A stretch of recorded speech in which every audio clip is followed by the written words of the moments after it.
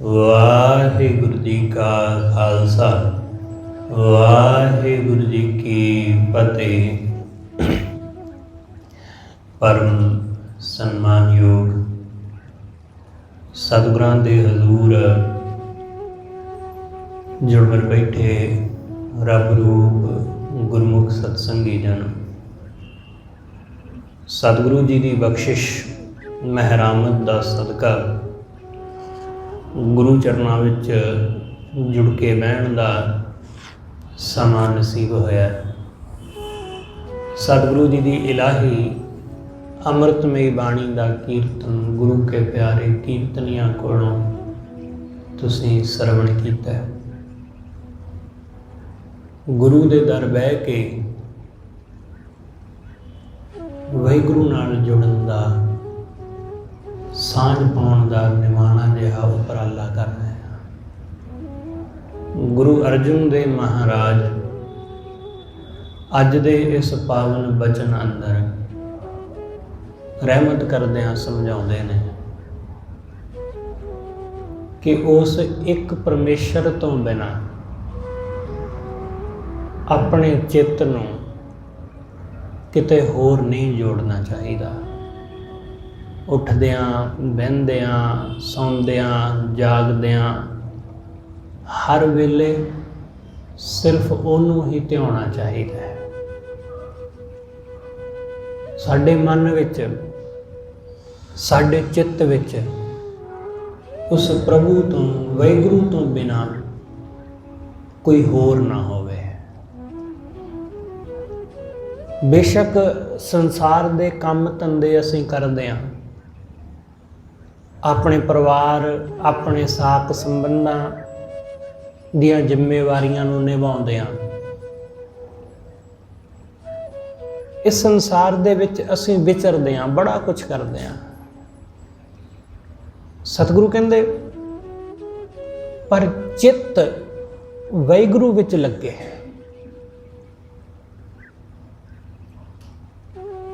मन परमेश्वर विच लगा रहे, चित्त उहदे विच जुड़िया रहे। बेशक असीं कुछ भी करिए, बेशक असीं कित्थे भी रहिए, बेशक कैसे भी लोग होण, कैसा भी माहौल होवे, साडी सुरती साडी बिरती उस वाहिगुरु विच जुड़ी रहे।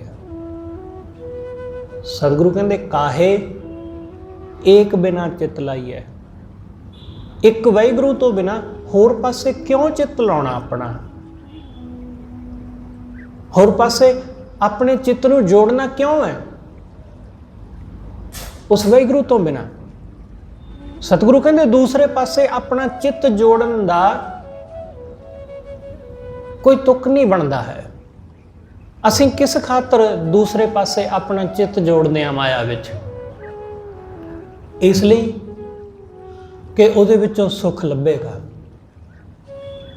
उहदे विचों कुछ हासिल होवेगा। पर सतगुरु कहंदे उहदे विचों कुछ मिलदा नज़र नहीं आउंदा। उस माया दे विचों कुछ हासिल हुंदा नज़र नहीं आउंदा। असीं लोग अपने अनुभव तो कदे जाणदे नहीं। साडा सारियां दा अनुभव है, हर बंदे दा अनुभव है कि इस वस्तु विचों इस चीज़ विचों कुछ नहीं मिलिया। पर फिर भी असीं लोग आसा मगर जांदे हां, असीं अनुभव मगर नहीं जांदे। आसा ते अनुभव आ दो चीज़ां ने साडे अंदर। अनुभव असीं देख लिया एक बारी उस चीज़ नूं अजमा के, पता चल गया कि कुछ नहीं उहदे विच। पर आसा आसा कहती है कोई नहीं, अज नहीं मिलिया कल नूं मिल जाएगा। हो सकता है कि तू सही ढंग नाल ना कीता होवे, इस करके सुख नहीं लभा। अनुभव कुछ होर कहंदा है, आसा कुछ होर कहंदी है। इसलिए लोग हजारां वार ठोकरां खाण दे बावजूद भी उत्थे ही उलझे रहंदे ने। ਉਸੇ ਚੀਜ਼ ਵਿੱਚ, ਉਸੇ ਕੰਮ ਵਿੱਚ ਹਜ਼ਾਰਾਂ ਵਾਰ, ਪਤਾ ਨਹੀਂ ਕਿੰਨੀ ਕੁ ਵਾਰੀ ਵਾਸਨਾ ਭੋਗ ਲਈ ਹੈ, ਕਿੰਨੀ ਕੁ ਵਾਰੀ ਕ੍ਰੋਧ ਕਰ ਕਰਕੇ ਵੇਖ ਲਿਆ, ਕਿੰਨੀ ਕੁ ਵਾਰੀ ਚੀਜ਼ਾਂ ਹਾਸਲ ਕਰ ਕਰਕੇ ਵੇਖ ਲਈਆਂ, ਪਰ ਹਾਸਲ ਕੀ ਹੋਇਆ? ਕੁਛ ਵੀ ਨਹੀਂ। ਹਰ ਵਾਰੀ ਮਨ ਕਹਿੰਦਾ ਹੈ ਕਿ ਇਹ ਠੀਕ ਨਹੀਂ ਸੀ, ਉਹ ਜਿਹੜਾ ਬੰਦਾ ਨਾ ਜਿਹਦੇ ਨਾਲ ਮਿੱਤਰਤਾ ਸੀ ਉਹ ਬੰਦਾ ਚੰਗਾ ਨਹੀਂ ਸੀ, ਉਹਦੀ ਥਾਂ ਕੋਈ ਹੋਰ ਹੁੰਦਾ ਤਾਂ ਫਿਰ ਇਦਾਂ ਨਹੀਂ ਸੀ ਹੋਣਾ। ਸਾਡਾ ਮਨ ਇਹੋ ਜਿਹੀ ਆਸ ਲਾਉਂਦਾ ਹੈ। ਜਦੋਂ ਸਾਨੂੰ ਕੋਈ ਹੋਰ ਮਿੱਤਰ ਮਿਲ ਜਾਂਦਾ ਉਹਦੇ ਨਾਲ ਵੀ ਵੈਸਾ ਹੀ ਸਲੂਕ ਹੁੰਦਾ ਹੈ, ਅਸੀਂ ਜਾਂ ਉਹ ਸਾਡੇ ਨਾਲ ਵੈਸਾ ਹੀ ਕਰ ਜਾਂਦਾ। ਫਿਰ ਤੀਸਰੀ ਵਾਰੀ ਫਿਰ ਇਸ ਤਰ੍ਹਾਂ ਜੀਵਨ ਦੇ ਵਿੱਚ ਬਹੁਤ ਵਾਰੀ ਸਾਡੇ ਨਾਲ ਉਹੀ ਕੁਝ ਵਾਪਰਦਾ, ਪਰ ਅਸੀਂ ਆਪਣੇ ਅਨੁਭਵ ਤੋਂ ਸਿੱਖਦੇ ਸਮਝਦੇ ਕੁਝ ਵੀ ਨਹੀਂ।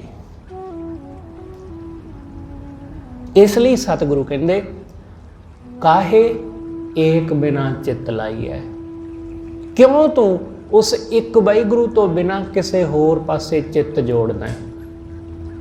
ਵੇਖ ਤਾਂ ਲਿਆ, ਪੈਸੇ ਵਿੱਚੋਂ ਸੁੱਖ ਮਿਲਿਆ? ਨਹੀਂ।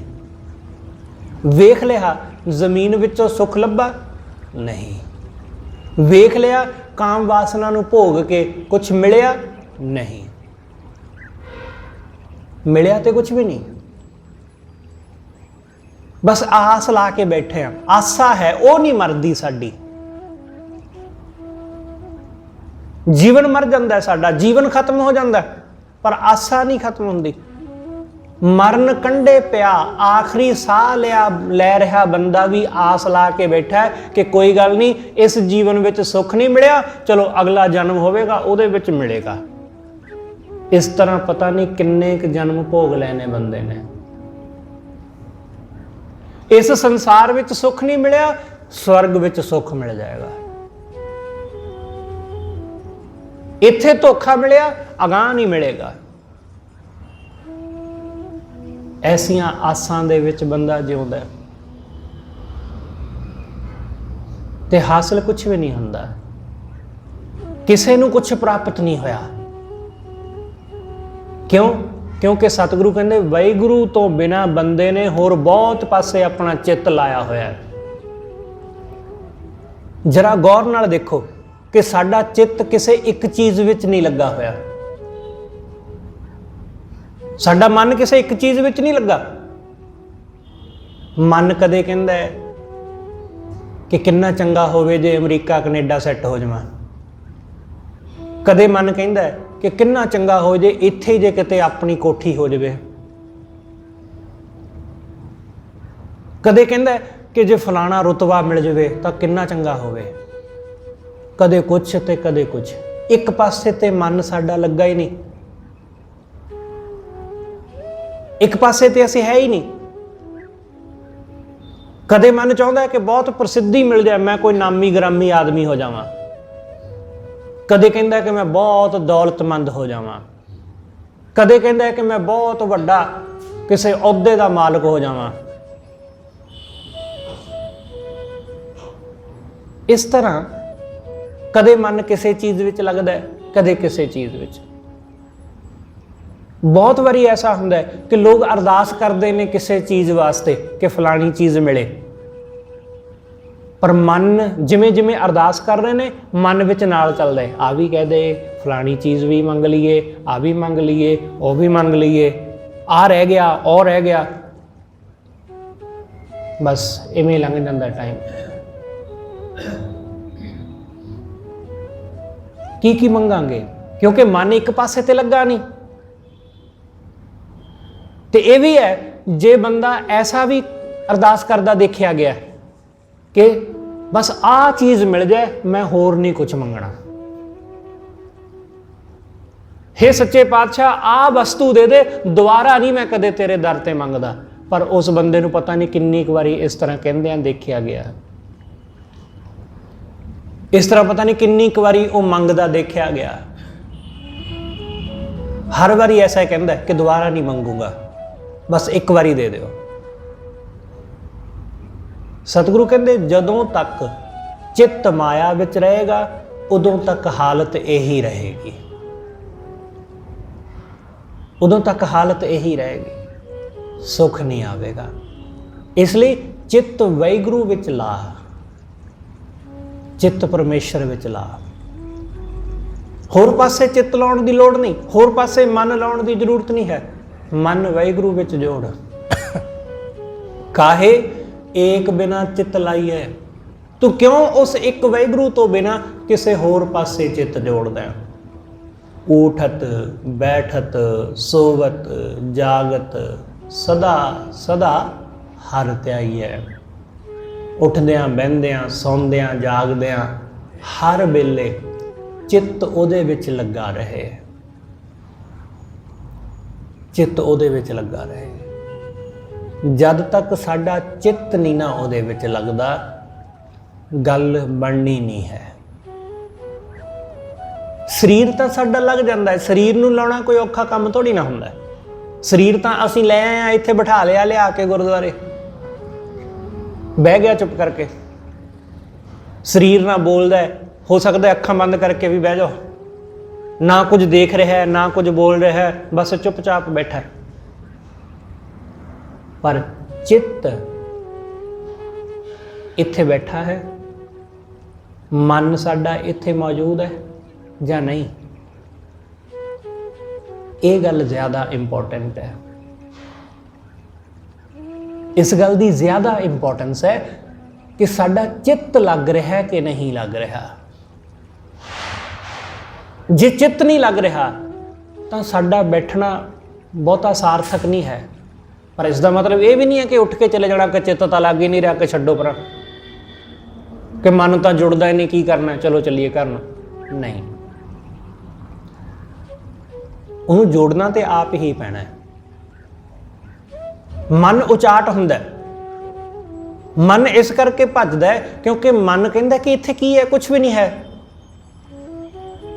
ਇੱਥੇ ਕੀ ਹੈ, ਉਹੀ ਕੀਰਤਨ ਹੈ, ਉਹੀ ਕਥਾ ਹੈ, ਰੋਜ਼ ਇਹੀ ਕੁਛ ਹੁੰਦਾ ਹੈ, ਰੋਜ਼ ਉਹੀ ਸ਼ਬਦ ਹੁੰਦਾ ਹੈ, ਰੋਜ਼ ਉਹੀ ਸਿਮਰਨ ਚੱਲਦਾ ਰਹਿੰਦਾ ਹੈ, ਕੀ ਕੁਛ ਨਵਾਂ ਤੇ ਹੈ ਨਹੀਂ। ਮਨ ਤੁਹਾਨੂੰ ਇਸ ਤਰ੍ਹਾਂ ਦੀਆਂ ਗੱਲਾਂ ਕਹਿ ਕੇ, ਇਸ ਤਰ੍ਹਾਂ ਦੇ ਫੁਰਨੇ ਪੈਦਾ ਕਰਕੇ ਉਹ ਤੋੜਨ ਦਾ ਯਤਨ ਕਰੇਗਾ, ਤੇ ਕਰਦਾ ਹੈ ਮਨ ਰੋਜ਼ ਐਸਾ।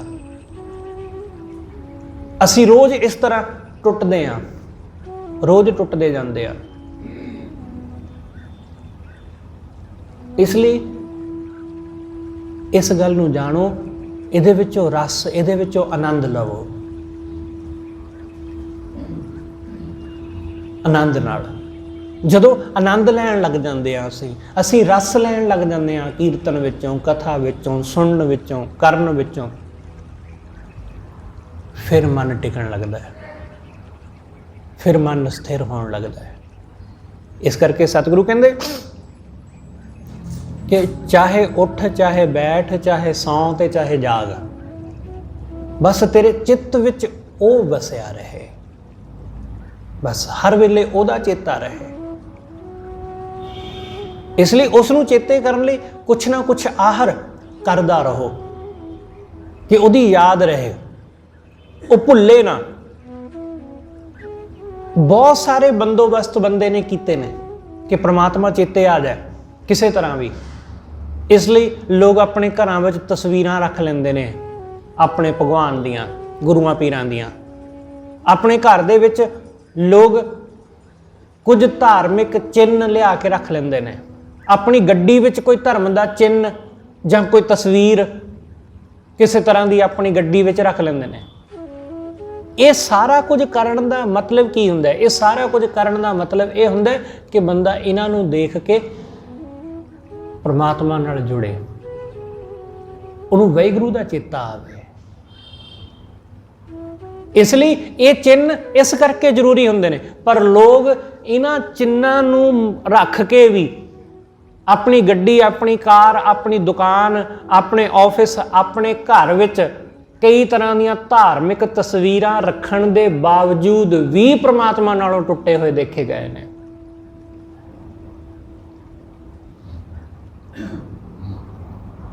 ਲੋਕ ਵੇਖਦੇ ਨੇ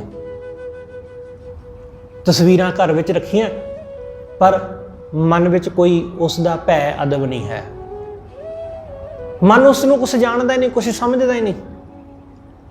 बस ठीक है, सवेरे सवेरे थोड़ा बहुत पूजा पाठ कर लेंदा है, बस फिर खत्म। सवेरे सवेरे दुकान ते थोड़ा देर पूजा पाठ कर लेंदा है, बाद विच फिर वही बेईमानी चल पैंदी है। ऑफिस विच सवेरे सवेरे थोड़ा बहुत पूजा करदा है, बाद विच फिर वही रिश्वतखोरी चल पैंदी है। क्योंकि चित्त विच नहीं है वो। जदों वो साडे चित्त विच आ जांदा है, साडे मन विच आ जांदा है, तदों बाहरलियां चीज़ां दी जरूरत नहीं रहिंदी। बाहरलियां चीज़ां दी जरूरत सिर्फ उन्नी देर तक है जिन्नी देर तक साडे वो चित्त विच नहीं आउंदा। जिवें ही साडे मन विच आया, उवें ही बाहरलियां चीज़ां निरार्थक हो गईयां। इसलिए उन्होंने अपने चित्त विच वसाउणा। उहदे तो बिना चित्त होर पासे जावे ही ना। तुसी कुछ भी देखो, किसी का रूप देखो, तो उस रूप नूं देख के परमात्मा चेता आ जाए कि वाहिगुरू ने कितना सोहना बनाया इस मनुख नूं। किसी का घर देखो तो घर देख के ये ख्याल आउण दी बजाय कि इहो जिहा घर मेरे कोल भी होवे, ये ख्याल आउण दी बजाय उस नूं दूसरे ढंग नाल जाणो कि कितना सुंदर घर है, तो वाहिगुरू ने कितनी कृपा करके ये घर इस बंदे नूं बख्शिया है। इस ढंग नाल देखना शुरू करो, ना कि इस ढंग नाल कि मैनू भी मिल जावे। जदों असीं ये कहण लग जांदे हां कि मैनू भी इहो जिहा घर मिल जाए, मैनू भी इहो जी कार मिल जाए, तां साडा चित्त सिर्फ उत्थे तक सीमित रह जांदा है, उस वाहिगुरू नाल नहीं असीं जुड़ पांदे। वाहिगुरू दी बख्शिश जान के उसनूं देख के परमेश्वर दा चेता आवे। कुछ भी देखो तुसीं, चंगा होवे मंदा होवे, उस सब कासे नूं देख के वाहिगुरू नाल जुड़िया जा सकदा है। बस थोड़ा जिहा मन माया वल्लों हट जावे, जदों जरा जिहा, बहुता नहीं, जरा जिहा माया वल्लों हटिया तां माया दे विचों परमात्मा नज़र आ जाएगा। इसलिए सतगुरु कहंदे उस एक वाहिगुरू नाल चित्त जोड़, ਉਹਦੇ ਤੋਂ बिना किते होर पासे ना चित्त लिजा। माया विच चित्त ना जावे, रूप देख के मन विच वासना पैदा ना होवे, दौलत देख के, घर बार देख के मन विच लोभ पैदा ना होवे, मोह पैदा ना होवे। अपने धी पुत नूं देख के, पत्नी नूं देख के, अपनियां चीज़ां नूं देख के मोह पैदा होने की बजाय परमात्मा नाल सांझ पवे कि ये वाहिगुरू ने बख्शिया परिवार, ये पत्नी, ये बच्चे, ये माँ बाप, ये भैन भाई, ये परमेश्वर ने बख्शे। इसलिए जदों इस ढंग नाल असीं जीवन नूं देखदे हां, तदों उस परमेश्वर नाल जुड़दे हां। फिर वखरा नहीं कुछ करना पैंदा, बस साडा ये भाव, साडी ऐसी मनोदशा ही सानू परमात्मा नाल जोड़ दिंदी है। सतगुरु समझाउंदे, सतगुरु कहंदे बंदे दे कोल चीज़ां ने, जिन्हां चीज़ां दा वो अहंकार करदा है, राज, मिलक, जोबन, गृह शोभा।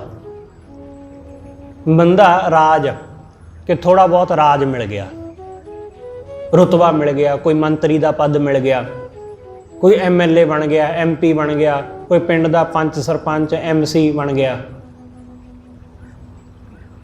सतगुरु कहते राज, राज करन लग पिया।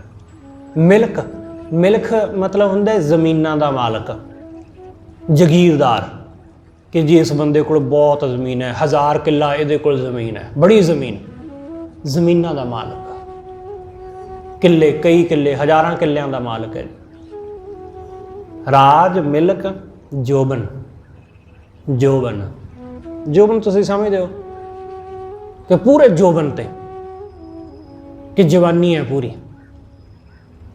जोबन माया दा भी जोबन हुंदा है। सतगुरु कहंदे ये जोबन है पूरा, गृह घर, शोभा, शोभा मान वडियाई,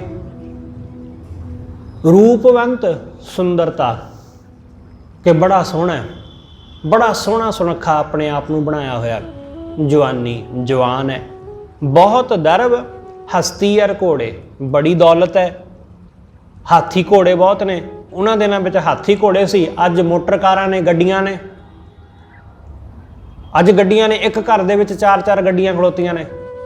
सतगुरु कहंदे बहुत दरब हस्ती अर घोड़े, लाल लाख बयानी, लाल कीमती लाल हीरे लखां दे, लाख बयानी। अजकल जे तुहानूं पता होना है कि जिवें बिटकॉइन का जमाना है, अज बिटकॉइन बिटकॉइन जिवें पहलां लोग सोना खरीदते सन, सोना साਂਭਦੇ सी, हुण सोने वाले पासे नूं जां इधर नूं लोकां दा ध्यान हौली हौली हट रहा है। हुण बिटकॉइन वाले पासे चल रहा। बिटकॉइन एक कॉइन की जिहड़ी कीमत है वो लखां दे विच है। कुछ कु साल पहलां, 8-10 साल पहलां एक बिटकॉइन वो सिर्फ तो सिर्फ $100 इन्नी क दी कीमत दा सी, पर हुण उही बिटकॉइन इंडिया के लखां रुपयां दा है। लोग इस पासे नूं कि हुण एक बिटकॉइन लै लिया। अज में कई लोगों ने करोना के टाइम दे विच किसी ने एक कॉइन दान कर दिता, 1 करोड़ कुछ लख का होया, वो सिर्फ एक कॉइन, बस कुछ भी नहीं। कि उहदे कोल 5-7 कॉइन सन, उन्हें एक बेच दिता, एक दान कर दिता अपना। अज दी महंगे मुल दी, सतगुरु कहते लाल लाख के लाल कीमती लाल, कोई हीरा, कोई अज दी भाषा विच बिटकॉइन, कि जिहदी लखां च कीमत है, लखां दा खरीदिया होया। बहुत दरब हस्ती अर घोड़े, लाल लाख बयानी, आगे दरगाह काम ना आवे। इन्हां सारियां चीज़ां दे विचों वाहिगुरू दी दरगाह विच कुछ भी काम नहीं आउंदा, कुछ भी। आगे दरगाह काम ना आवे, छोड़ चले अभिमानी। सतगुरु कहंदे ये अभिमानी बंदा, ये अहंकारी बंदा सब कुछ इत्थे ही छड्ड छड़ा जांदा है, सब कुछ साडा इत्थे रह जांदा है। लखां दी दौलत, साडे लखां करोड़ां दे बिटकॉइन वो पे रह जांदे ने ऑनलाइन, कुछ नहीं हुंदा। सब कुछ इत्थे ही धरिया धराया रह जांदा है। मोटर कारां गड्डियां वो खड़ियां रह जांदियां ने घर। आ तुहाडे आंढ गुआंढ दे विच कई ऐसे घर ने कि गड्डियां खड़ियां ने, तो गड्डियां खड़ियां दे उत्ते घाह उगाया, तुहानूं पता होना है ना ऐसा। कोठियां बड़ियां ने पर कोठियां विच घाह उगाया, क्यों? क्योंकि सब छड्ड छड़ा के चले गए बाहर।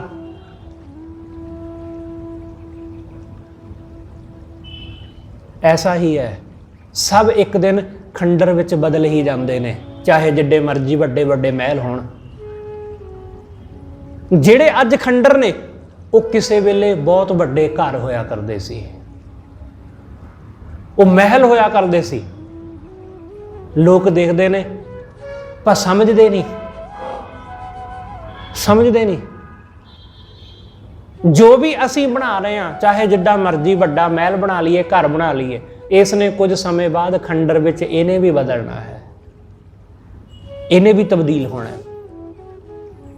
ऐसा ही है ये दुनिया, सदियों तो ऐसा ही चलता आ रहा है। इस दुनिया दे विच ऐसा तो है नहीं कि खंडर अपने आप बनते हैं, अपने आप नहीं बनते।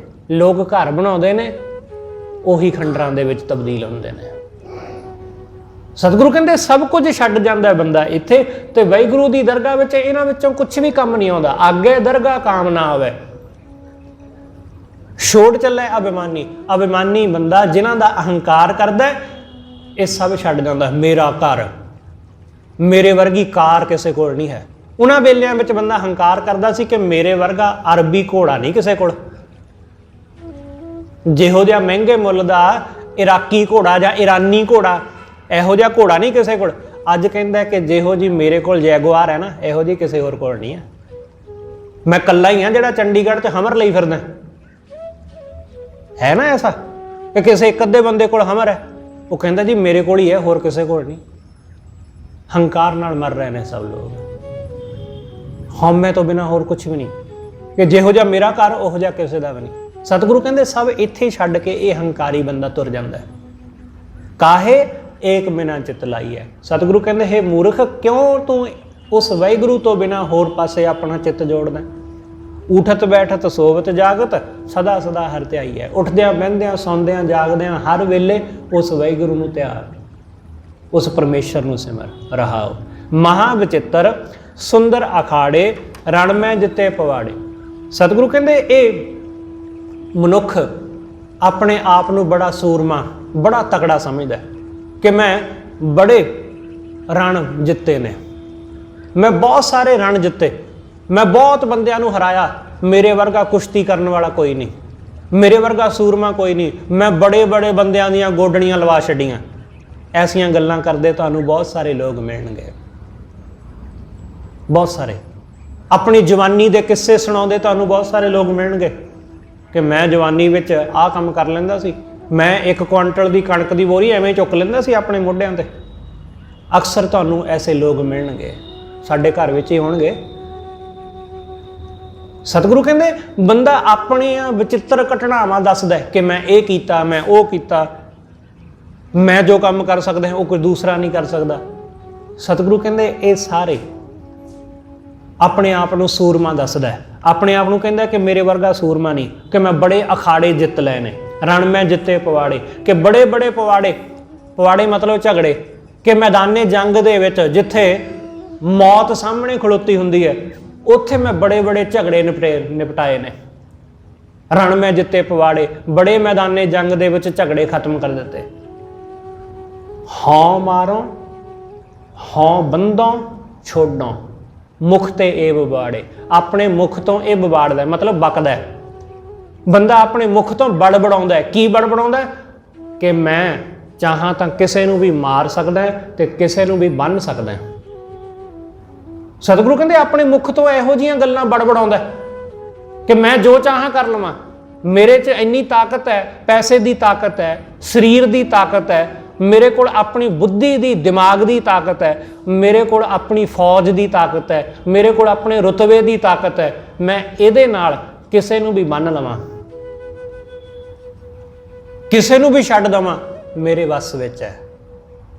ਐਸਾ ਹੀ ਹੈ ਨਾ ਕਿ ਜਦੋਂ ਬੰਦੇ ਦੇ ਕੋਲ ਕੁਝ ਹੁੰਦਾ ਹੈ, ਕਿਉਂਕਿ ਸਾਡੀ ਤਾਕਤ ਸਿਰਫ ਸਰੀਰ ਦੀ ਨਹੀਂ ਹੁੰਦੀ।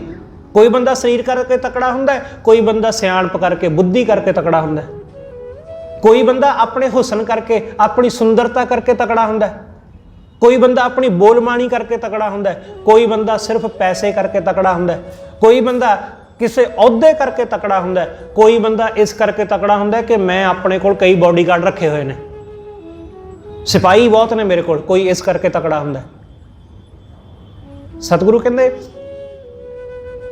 ਇਹ ਸਭ ਹੰਕਾਰ ਕਿ ਮੈਂ ਕੁਝ ਵੀ ਕਰ ਲਵਾਂਗਾ, ਮੇਰੇ ਕੋਲ ਬੜਾ ਕੁਝ ਹੈ। ਸਤਿਗੁਰੂ ਕਹਿੰਦੇ ਮੁਖ ਤੇ ਇਹ ਵਿਵਾੜੇ, ਆਪਣੇ ਮੁਖ ਤੋਂ ਇਸ ਤਰ੍ਹਾਂ ਦੀ ਬਕਵਾਸ ਕਰਦਾ ਹੈ। ਪਰ ਜਦੋਂ ਵਾਹਿਗੁਰੂ ਦਾ ਸੁਨੇਹਾ ਆਉਂਦਾ ਹੈ, ਆਇਆ ਹੁਕਮ ਪਾਰ ਬ੍ਰਹਮ ਕਾ, ਜਦੋਂ ਪਾਰ ਬ੍ਰਹਮ ਦਾ, ਪਰਮੇਸ਼ਰ ਦਾ ਹੁਕਮ ਆਉਂਦਾ, ਛੋੜ ਚੱਲਿਆ ਇੱਕ ਦਿਹਾੜੇ, ਸਾਰਾ ਕੁਝ ਛੱਡ ਕੇ ਇੱਕ ਦਿਹਾੜੇ ਵਿੱਚ ਹੀ ਤੁਰ ਜਾਂਦਾ ਹੈ।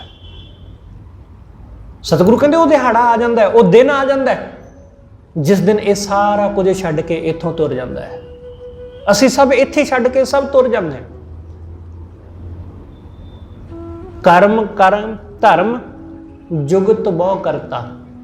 ਸਤਿਗੁਰੂ ਕਹਿੰਦੇ ਬੜੇ ਕਰਮ ਧਰਮ ਕਰਦਾ, ਬੜੀਆਂ ਉਕਤੀਆਂ ਜੁਗਤੀਆਂ ਕਰਦਾ, ਪੂਜਾ ਪਾਠ ਕਰਦਾ, ਦਾਨ ਪੁੰਨ ਕਰਦਾ, ਆਪਣੇ ਆਪ ਨੂੰ ਕਹਿੰਦਾ ਕਿ ਮੈਂ ਤਾਂ ਜੀ ਬੜਾ ਦਾਨੀ ਆਦਮੀ ਹਾਂ, ਮੈਂ ਤਾਂ ਕਿਸੇ ਨੂੰ ਭੁੱਖੇ ਨੂੰ ਦੇਖ ਹੀ ਨਹੀਂ ਸਕਦਾ।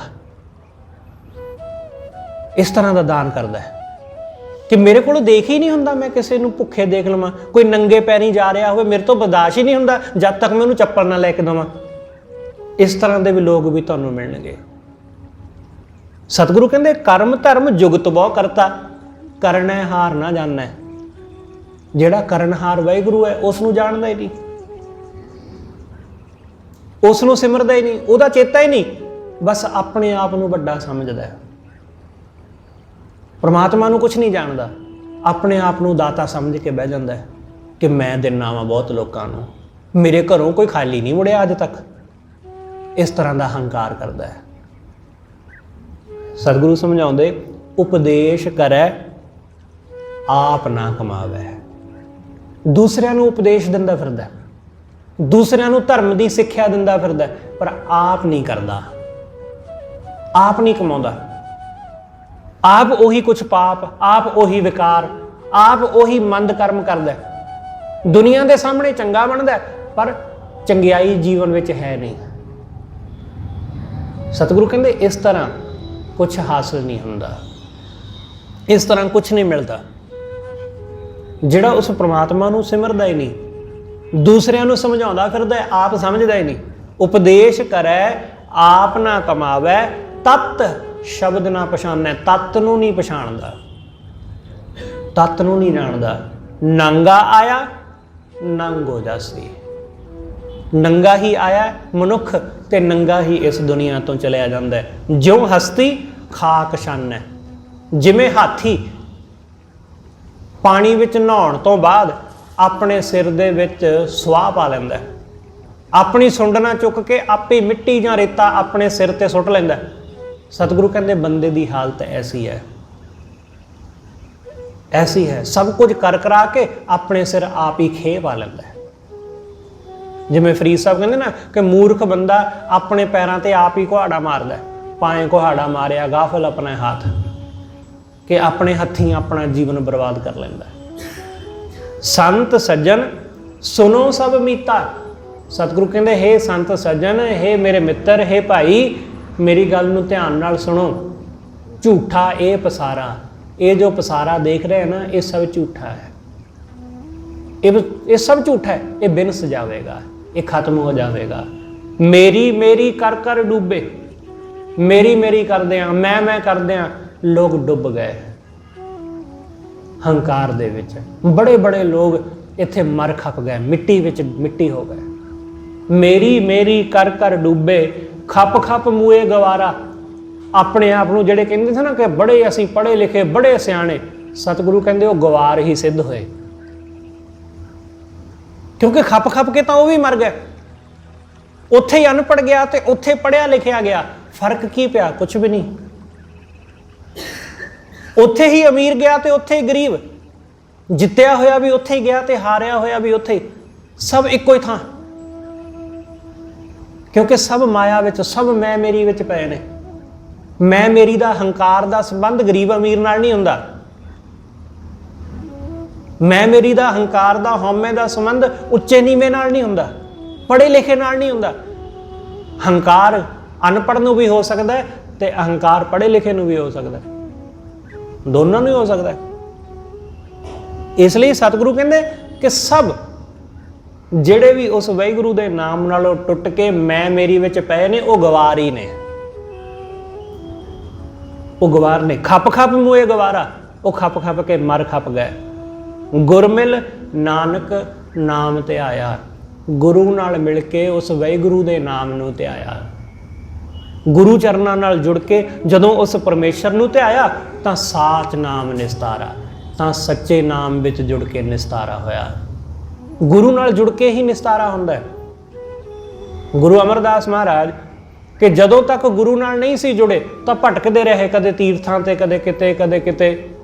ਬੜੇ ਕਰਮਕਾਂਡ ਕੀਤੇ, ਬੜੇ ਪੂਜਾ ਪਾਠ ਕੀਤੇ, ਪਰ ਕੁਛ ਹੋਇਆ? ਕੁਛ ਵੀ ਨਹੀਂ। ਪ੍ਰਾਪਤੀ ਕੀ ਹੋਈ? ਕੁਛ ਵੀ ਨਹੀਂ। ਬਸ ਦੁਨੀਆ ਨੇ ਇਹ ਜ਼ਰੂਰ ਕਹਿਣਾ ਸ਼ੁਰੂ ਕਰ ਦਿੱਤਾ ਕਿ ਅਮਰਦਾਸ ਬਹੁਤ ਭਗਤ ਆਦਮੀ ਹੈ, ਬਸ ਇਸ ਤੋਂ ਵੱਧ ਕੇ ਹੋਰ ਕੁਛ ਵੀ ਨਹੀਂ। ਪਰ ਜਿਸ ਦਿਨ ਗੁਰੂ ਨਾਲ ਸੰਬੰਧ ਜੁੜਿਆ, ਜਿਸ ਦਿਨ ਗੁਰੂ ਨਾਲ ਸਾਂਝ ਪਈ, ਉਸ ਦਿਨ ਪਹਿਲੀ ਦਫਾ ਪਤਾ ਚੱਲਿਆ ਕਿ ਗੁਰੂ ਨਾਲ ਜੁੜ ਕੇ ਨਿਸਤਾਰਾ ਹੁੰਦਾ ਹੈ, ਗੁਰੂ ਨਾਲ ਜੁੜ ਕੇ ਸੁੱਖ ਹਾਸਲ ਹੁੰਦਾ ਹੈ। ਗੁਰੂ ਅਮਰਦਾਸ ਮਹਾਰਾਜ ਜੀ ਨੂੰ ਅੱਜ ਦੇ ਦਿਨ ਗੁਰੂ ਅੰਗਦ ਸਾਹਿਬ ਮਹਾਰਾਜ ਜੀ ਨੇ ਆਪਣੀ ਥਾਂ ਬਿਠਾ ਦਿੱਤਾ। ਆਪਣੀ ਥਾਂ ਬਿਠਾ ਕੇ ਆਪਣੇ ਜੈਸਾ ਕਰ ਦਿੱਤਾ। ਤੇ ਸਿਰਫ ਆਪਣੇ ਜੈਸਾ ਹੀ ਨਹੀਂ ਕੀਤਾ, ਉਹਨਾਂ ਦੇ ਚਰਨਾਂ ਦੇ ਵਿੱਚ ਆਪਣਾ ਸਿਰ ਰੱਖ ਦਿੱਤਾ ਕਿ ਹੁਣ ਤੋਂ ਤੁਸੀਂ ਗੁਰੂ ਹੋ ਗਏ। ਇਸ ਤਰ੍ਹਾਂ ਜਿਹੜਾ ਉਸ ਵਾਹਿਗੁਰੂ ਦੇ ਨਾਮ ਨੂੰ ਧਿਆਉਂਦਾ ਹੈ, ਸਤਿਗੁਰੂ ਕਹਿੰਦੇ ਉਹਦਾ ਨਿਸਤਾਰਾ ਹੋ ਜਾਂਦਾ। ਬਾਬਾ ਅਮਰਦਾਸ ਜੀ ਨੂੰ ਲੋਕੀ ਕਹਿੰਦੇ ਅਮਰੂ, ਨਿਥਾਵਾਂ, ਕਿ ਇਹਦੀ ਤਾਂ ਕੋਈ ਥਾਂ ਹੀ ਨਹੀਂ ਹੈ, ਇਹਨੂੰ ਤਾਂ ਇਹਦੇ ਘਰ ਦੇ ਨਹੀਂ ਚੱਲਦੇ, ਤਾਂ ਹੀ ਤਾਂ ਆ ਕੇ ਆਪਣੇ ਕੁੜਮਾਂ ਦੇ ਬੈਠਾ ਹੋਇਆ। ਪਰ ਗੁਰੂ ਅਮਰਦਾਸ ਨੇ ਕੋਈ ਪਰਵਾਹ ਨਹੀਂ ਕੀਤੀ ਲੋਕਾਂ ਦੀ। कि लोग जो कहते ने कही जान, लोगों का की है। ਉਹੀ ਲੋਕ ਜਿਹੜੇ ਗੁਰੂ ਅਮਰਦਾਸ ਨੂੰ ਅਮਰੂ ਨਿਥਾਵਾਂ ਦੱਸਦੇ ਸੀ, ਅੱਜ ਦੇ ਦਿਨ ਜਦੋਂ ਗੁਰੂ ਅੰਗਦ ਸਾਹਿਬ ਨੇ ਗੁਰਤਾ ਬਖਸ਼ ਦਿੱਤੀ ਤਾਂ ਉਹੀ ਲੋਕ ਗੁਰੂ ਅਮਰਦਾਸ ਨੂੰ ਮੱਥੇ ਟੇਕਦੇ ਸੀ। ਉਹਨਾਂ ਦੇ ਮੂੰਹ ਅੱਡੇ ਰਹਿ ਗਏ ਕਿਉਂਕਿ ਉਹਨਾਂ ਨੇ ਸੋਚਿਆ ਹੀ ਨਹੀਂ ਸੀ ਕਿ ਐਸਾ ਵੀ ਕੁਝ ਵਾਪਰ ਸਕਦਾ ਹੈ। ਦੁਨੀਆ ਜਿਹਨੂੰ ਨਿਥਾਵਾਂ ਕਹਿੰਦੀ ਸੀ ਉਹ ਦੂਸਰਿਆਂ ਨੂੰ ਨਿਥਾਵਿਆਂ ਨੂੰ ਥਾਂ ਦੇਣ ਵਾਲਾ ਹੋ ਗਿਆ, ਉਹ ਨਿਮਾਣਿਆਂ ਨੂੰ ਮਾਣ ਬਖਸ਼ਣ ਵਾਲਾ ਹੋ ਗਿਆ। ਇਸ ਲਈ ਤੇ ਭੱਟ ਸਾਹਿਬਾਨ ਨੇ ਕਿਹਾ ਨਾ ਕਿ ਭੱਲੇ ਅਮਰਦਾਸ ਗੁਣ ਤੇਰੇ, ਤੇਰੀ ਉਪਮਾ ਤੋਹੇ ਮਨਾਵੇ, ਕਿ ਤੇਰੀ ਉਪਮਾ ਤੈਨੂੰ ਹੀ ਬਣਦੀ ਹੈ, ਤੇਰੇ ਜੈਸਾ ਹੈ ਸਤਿਗੁਰੂ ਕੋਈ ਹੋਰ ਨਹੀਂ ਹੈ, ਤੂੰ ਹੀ ਹੈ। ਸਤਿਗੁਰੂ ਕਹਿੰਦੇ ਨਾ ਕਿ ਗੁਰੂ ਅਮਰਦਾਸ ਕੀ ਅਕਥ ਕਥਾ ਏਕ ਜੀ, ਇੱਕ ਜੀਵ ਨਾਲ ਕਹੀ ਨਹੀਂ ਜਾ ਸਕਦੀ। ਗੁਰੂ ਅਮਰਦਾਸ ਮਹਾਰਾਜ ਦੀ ਮਹਿਮਾ। ਇਸ ਲਈ ਸਤਿਗੁਰੂ ਸਮਝਾਉਂਦੇ ਨੇ ਕਿ ਜਿਨ੍ਹਾਂ ਨੇ ਵਾਹਿਗੁਰੂ ਦੇ ਨਾਮ ਨੂੰ ਧਿਆਇਆ, ਸਾਚ ਨਾਮ ਨਿਸਤਾਰਾ, ਸੱਚੇ ਨਾਮ ਨਾਲ ਜੁੜ ਕੇ ਉਹਨਾਂ ਦਾ ਨਿਸਤਾਰਾ ਹੋ ਗਿਆ। ਹੋਈਆਂ ਭੁੱਲਾਂ ਲਈ ਖਿਮਾ ਸਤਿਗੁਰੂ ਜੀ ਅਤੇ ਆਪ ਸਰਬੱਤ ਸੰਗਤ ਬਖਸ਼ਣਯੋਗ। ਭੁੱਲਾਂ ਨਾ ਚਿਤਾਰਦੇ ਹੋਏ ਆਖੋ ਜੀ ਵਾਹਿਗੁਰੂ ਜੀ ਕਾ ਖਾਲਸਾ, ਵਾਹਿਗੁਰੂ ਜੀ ਕੀ ਫਤਿਹ।